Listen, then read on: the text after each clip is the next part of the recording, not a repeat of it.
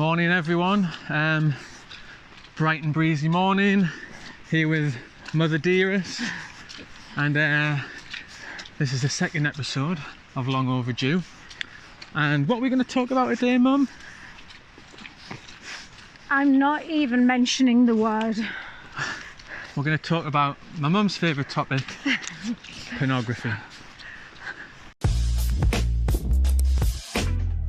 Hey, come on. No. It's bonding. Have you bonded with your mum over pornography? Can I ask you kind of a weird question?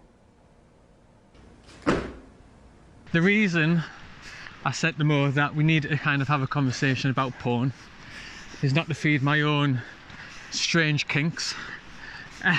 It's because pornography is a bit of a danger to young boys when they're growing up, and because it's so free and easily accessible, porn actually has a lot of negative impacts on how men perceive the world and sex, and also their genitalia. So, shocking, isn't it? I am shooketh. It's changed dramatically in terms of how accessible it is since our lass. How did you access it when you were younger? Well, personally, I didn't access it. Top shelf.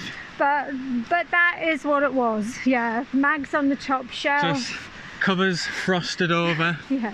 What's it gonna be? Playboy, I think it was.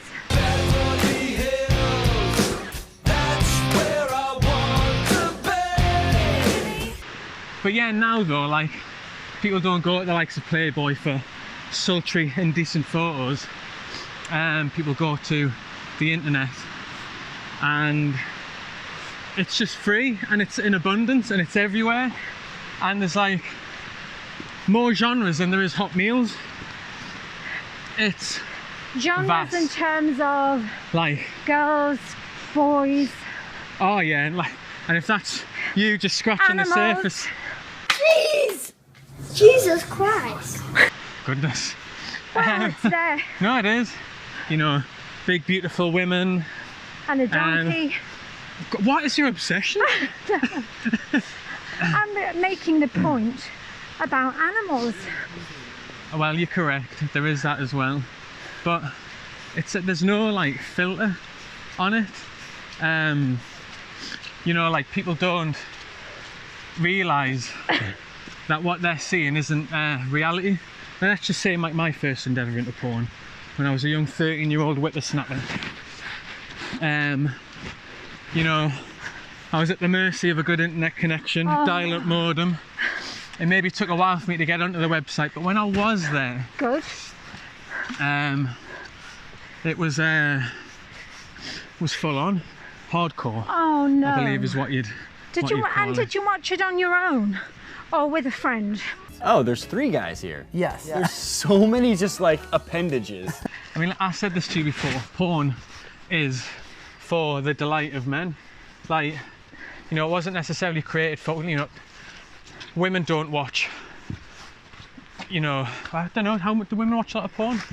Well, I can only speak for myself, because it's not the kind of thing that you sit and chat about when you're having a glass of wine. Well, not in my circle of friends, either now or back in the day. Well, basically, I'm a firm believer that porn isn't necessarily made for women, or it didn't at least start that way. And I would absolutely have to agree, of course, because women want different things from sex. What, like an orgasm? Which they very rarely get, because again, men watch porn, and you know, we don't realise that what's going on it is actually isn't pleasurable for women, or it doesn't get them there anyway. Faking stuff is part of being a woman. Really? Oh, yeah. Women fake a lot of things. You fake your death, I fake orgasms.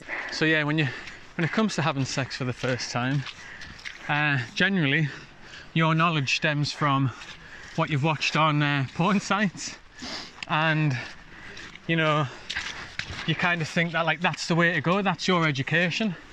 And women aren't, you know, it's not on them to take the helm and tell us that like we're doing things wrong.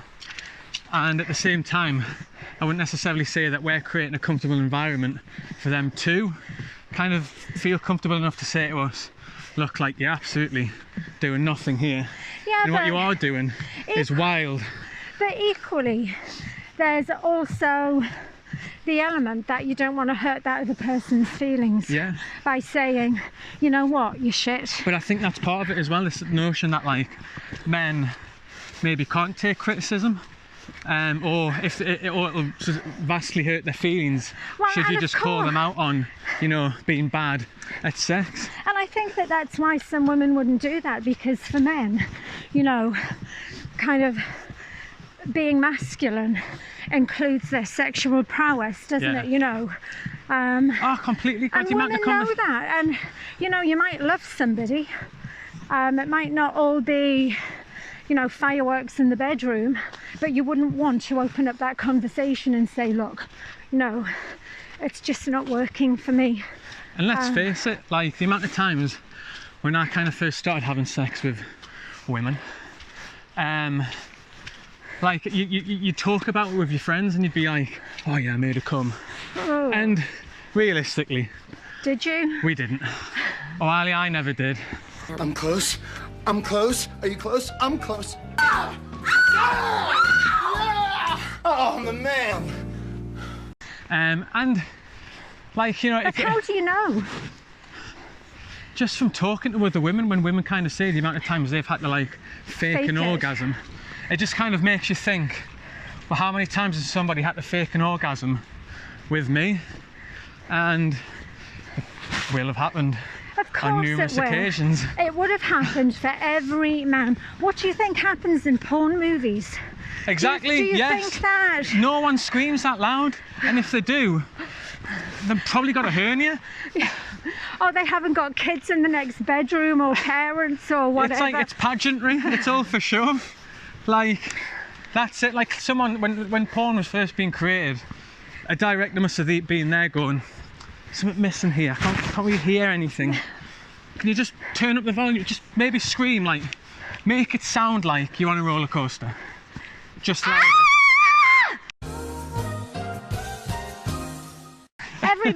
Obviously the majority of people will have seen that scene in the restaurant on When Harry Met Sally, if you are of a certain age, where she's showing him how easy it is to fake an orgasm. That sums it up perfectly. Yes. And that's the reality. But what you're saying is, kids, young boys, even girls, if they do look, access these sites, are thinking that that's the reality of sex between two people, and it absolutely is not. And I think this is kind of why I want to kind of approach this discussion, because maybe a lot of parents don't realise how easily accessible porn is. Maybe they don't realise how much their, young kids are actually taking in, and accepting that, oh, this is what goes on, this is what sex must be like. Well, do you know though, if I can just jump in, you may. I didn't know that you were accessing it. I was very discreet. Never gonna catch me, no, no, no, no, no. And the thing is, no one has conversations about sex when they're kind of like growing up. Women might talk to women about it, men might talk to men about it, but they're talking about their own learned experience. And I think there's few parents who would sit their kids down, I didn't, and say, look, you're going to have access to this information. It's not real, that's not how it is.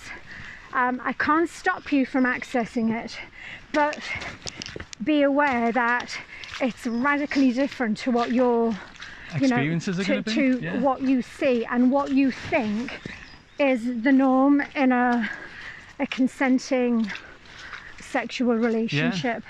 And it's the fact that we don't talk about it enough when we're growing up. That kind of wires get crossed, and they go this notion of consent. Because let's face it, it's consent seems to be something that women have to consent to, but it's also something men need to consent to as well. And again, it's about creating a comfortable atmosphere or a comfortable conversation and open up spaces where, you know, parents can talk to their kids about it, and women can talk to men, men can talk to women. I mean, the older I got... But it's kids though, kids aren't mature enough. Oh God, definitely. To understand that. The last thing I wanted to do was have a conversation with you about sex. But even then, it's kind of like, well, what can we do? The schools need to take, you know, education on. And, absolutely, you know, I think. Sex education I received was a video of this puppet called Johnny Condom just bouncing around on camera telling me to put a condom on every time I had sex. Johnny Condom, use a condom. And, you know, maybe at best, like, we got a demonstration with a banana of how to put a condom on, and that's it. And I think parents, when they know that the school is having those conversations with you, we're, I suppose, happy to a degree to let schools take that on. Yeah. Rightly or wrongly, probably wrongly, very wrongly. But you asked me, had we ever had that conversation? And we've had the be careful, you know, yeah, have protection. Don't get someone pregnant, please. You know, make sure you know the age of somebody. And no means no. We've had those conversations, yeah, but not the actual, this is what sex looks like. Yeah. Over there. And I think on another point as well, in terms of sex and... Whoops. The hell are you doing? I know. Another interesting topic though is like when, you know, you, again, as a male watching porn, because men have issues with like their penis size, and actually I can't fathom where it comes from. Might be like it might be like changing room talk, maybe it is porn. Forever that conversation's been going on. Maybe it's photos you've seen online or in magazines, but like every penis you see that isn't your own, because let's face it, you're not seeing many of your pals. I mean, let me tell you on that subject, back in the day, like in the 70s, I think it was there was a guy who was in the porno mags called Ron Jeremy? Donkey Kong or Kong Dong, I don't know. Kong Dong. But Donkey was in the title. Must have been Kong somewhere. Donkey, no.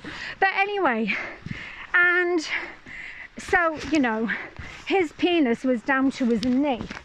Oh my God, it is huge. I mean, thick, like Jesus Christ, I'm gonna kill somebody. So, young kids think, oh my God, it's all about size. How am I gonna compete? Size is everything. But let me tell you, as a woman... And this is an exclusive. Well, we've talked about it previously. It isn't, because the longer, for a woman, the worse it is. You're too big to fit in here.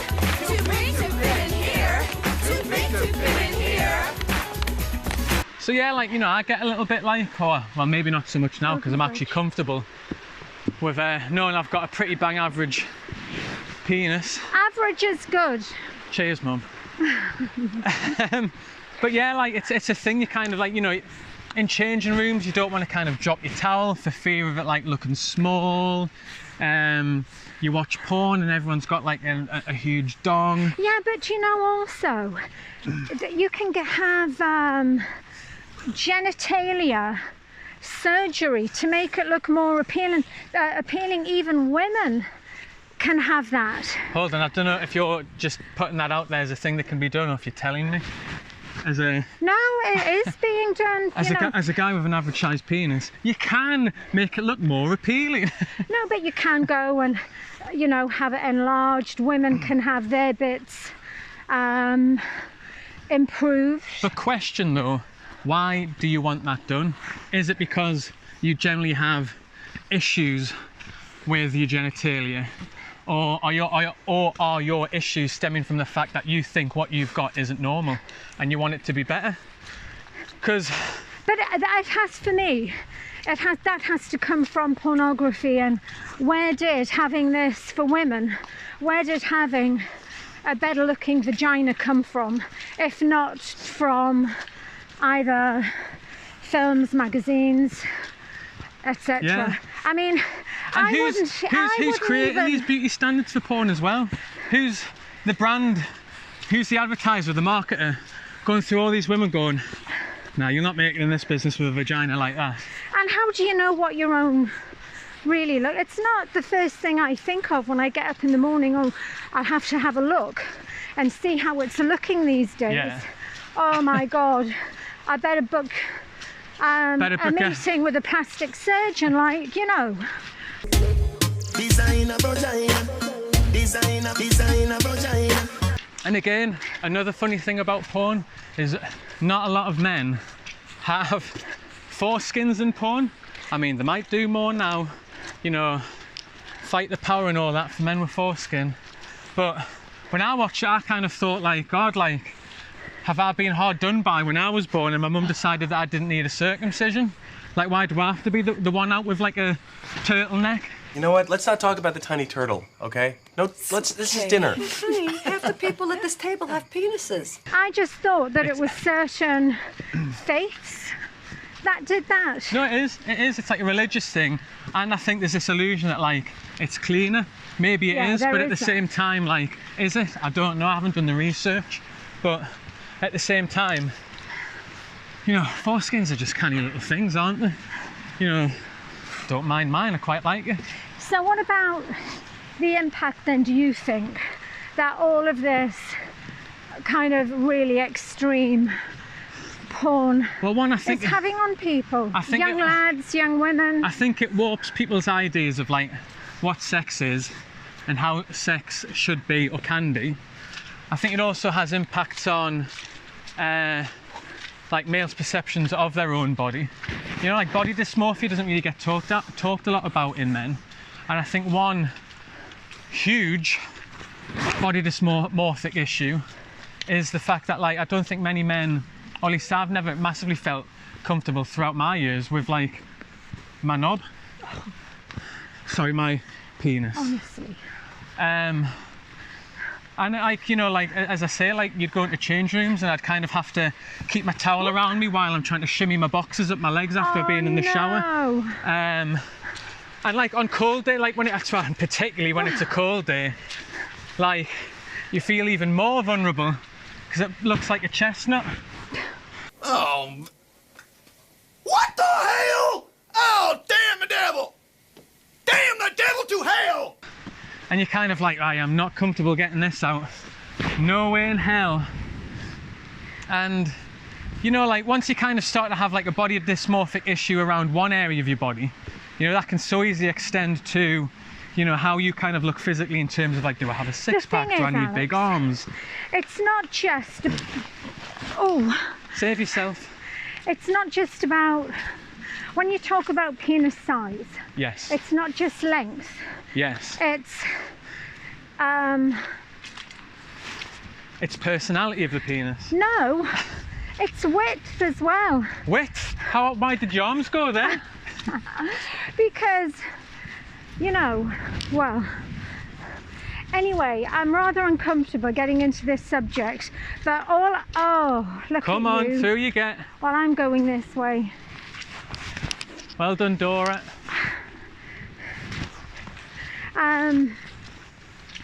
Is that from the female's perspective, and men don't often know this because it's not, again, you don't ask women, but long isn't always the best because it can hurt during sex. Yep.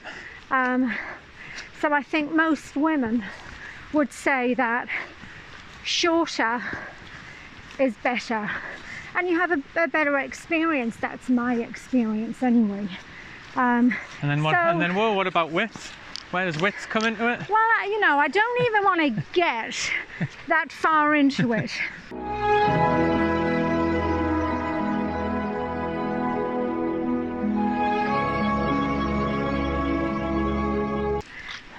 And I think, you know, this whole idea around, like, women being objects for men as well in porn could also, you know, be kind of like a reason for concern, just in terms of like how men approach sex as well. You know, just assuming that like women will like something and they might not have no, you know, they might not second guess whether like what they want to do is actually what the woman wants them to do to them, you know what I mean? Well, I mean, usually... Slow down, I'm trying to you're meant to be on camera with us. I know, but I'm trying to guide you away from the big puddles in the mud. I mean, that's the... I think, to be honest with you... Like, do you not think there should, like, you know, when it comes to sex, do you not think that there should be at least conversation or, you know, like a level of comfort in being able to kind of say, oh, can we try this or should we do that? Because I think... Yeah, but Alex, I think that goes with age. When you're young and you're just, you know, starting to experiment, you don't have those conversations. Yeah, but what I'm saying is it's that we don't have these conversations because nobody wanted to have the conversations with us.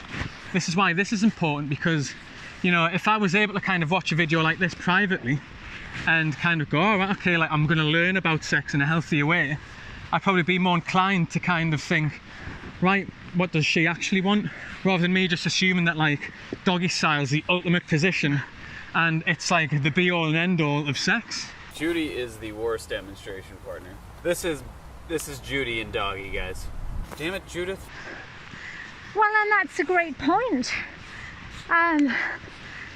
Because yeah, of course, you know, it would be great if everybody was more open about talking about it, but look, you're a young man, 29. Certainly am. So, you know better than I do how young boys feel about conversations.